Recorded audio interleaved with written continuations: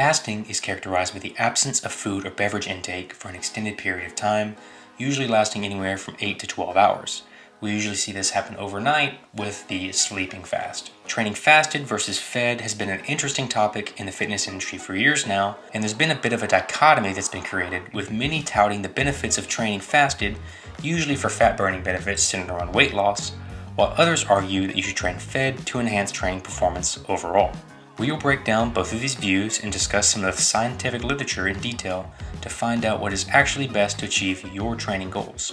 First, let's take a look at the idea that doing cardio in a fasted state is better for fat loss. The basic theory behind this has two main points of argument. The first states that since insulin levels are low first thing in the morning, it's beneficial to train before eating, since one of the effects insulin has is to suppress lipolysis, or the breakdown of fats. So doing cardio when insulin is low should alleviate that inhibition of lipolysis and allow for more fat to be burned exclusively during the cardio section. Secondly, it's stated that since glycogen levels are lowest in the morning, our stored form of glucose in the muscle, the body should be more apt to choose stored fat to burn during the exercise session.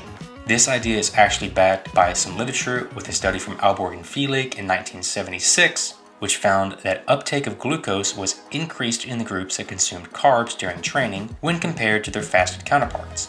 Now, some more recent research has found that some different results, with a 2014 study from Schoenfeld and colleagues finding that body composition changes associated with aerobic exercise in conjunction with a hypocaloric diet are similar regardless whether or not an individual is fasting prior to training. Now, the study was completed with a group of 20 young females, 10 of which completed aerobic exercise fasted, while the other 10 completed the same exercise in a fed state. Another study from 2013 from Gillen and colleagues out of McMaster University examined the effect of low volume, high intensity interval training performed in the fasted versus fed state on body composition, muscle oxidative capacity, and glycemic control in overweight or obese women. What they found was no significant difference between fasted or fed for any measured variable. Body mass was unchanged following training. However, DEXA revealed lower percent body fat in abdominal and leg regions, as well as the whole body level. Finally, a meta-analysis from Ard, Davies, and Carson in 2018 examined pertinent research up to that point and found that regarding metabolism, fasted exercise mobilizes and promotes free fatty acid utilization, with seminal evidence outlining potential mechanisms by which this occurs in adipose tissue.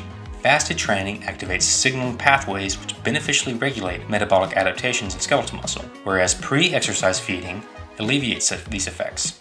It should be noted that most of this research does state that overall fat oxidation is higher while performing cardio fasted, but over the course of the day could potentially be blunted when the body may switch back to carbohydrate utilization. So when it comes down to optimizing weight loss, it is my personal belief that the law of thermodynamics always wins out. So if you want to lose weight, simply make sure you are consuming less calories than you're burning in a given day. Outside of that, I think when you're performing aerobic exercise for fat loss purposes, it comes down to personal preference. If you want to work out fasted or fed, then it's totally up to you. You'll likely see similar weight loss benefits over time if a caloric deficit is maintained. What about those lifters coming in for resistance or weight training, or even competitive athletes? What should they do?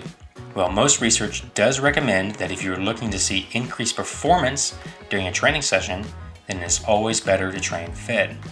A study from Coyle and colleagues in 1985 set out to determine whether the postponement of fatigue in subjects fed carbohydrates during prolonged strenuous exercise is associated with a slowing of muscle glycogen depletion. They found that when endurance athletes were fed carbohydrates, they exercised almost an entire extra hour before reaching fatigue when compared to their fasted counterparts. The previously mentioned meta-analysis from Ard and colleagues also examined some performance measures, and what they found was that pre-exercise feeding enhanced performance during prolonged, greater than 60 minutes, aerobic exercise, whereas performance did not differ during shorter duration aerobic exercise between fasted and fed conditions. So it seems that if you're looking to squeeze the most benefit out of your training for performance or hypertrophy purposes, it would probably be most beneficial to train in a fed state. Personally, I always train with a small meal in my stomach. It just makes me feel better and more prepared for the workout. But like I said, it comes down to personal preference. Sometimes people don't enjoy that feeling in their stomach, so they like to train fasted.